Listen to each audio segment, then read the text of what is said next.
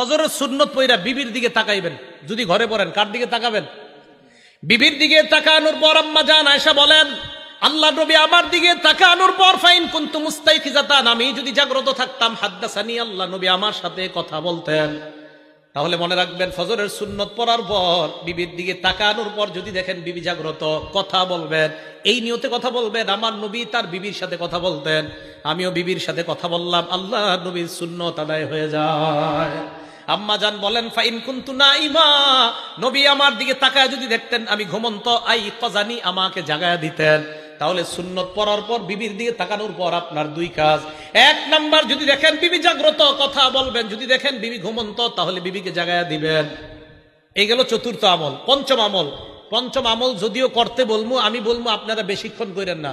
আম্মা জান আয়েশা বলেন, নবী যখন দেখতেন ফজরের অনেক সময় বাকি আছে, আল্লাহ নবী সুন্নত পড়ার পর ইত্তজা আলা শিক্কিহিল আইমান, নবীজি ডান কাত হয়ে একটু শুইতেন। আপনারা শুইলে তো ঘুমাই যাবেন।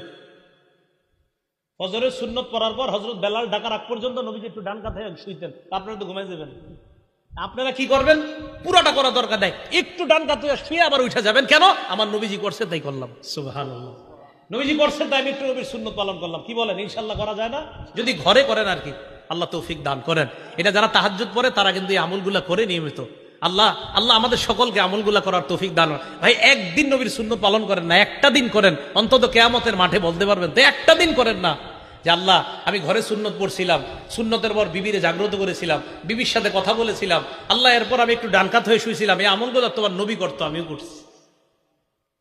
এই গেল ফজরের ব্যাপারে আলোচনা, ফজরের নামাজ এবং 5 ওয়াক্ত নামাজের ব্যাপারে আলোচনা। এখন আরেকটা কথা বলবো নামাজের ব্যাপারে, সে বলবো জামাতে নামাজ আদায় করা। কিভাবে নামাজ আদায় করা? জামাতে।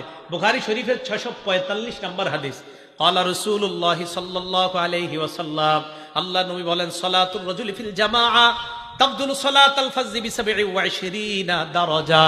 নবীজি বলেন, জামাতের সাথে নামাজ আদায় করা, একাকী এক ব্যক্তি নামাজ আদায় করলো, আমি একা নামাজ পড়লাম, উনি জামাতের সাথে নামাজ আদায় করলো, আল্লাহ নবী বলেন যে ব্যক্তি জামাতে পড়লো তার আমল নামায় আল্লাহ 27 গুণ বেশি সওয়াব দিয়ে দেয়। কয় গুণ? 27 গুণ।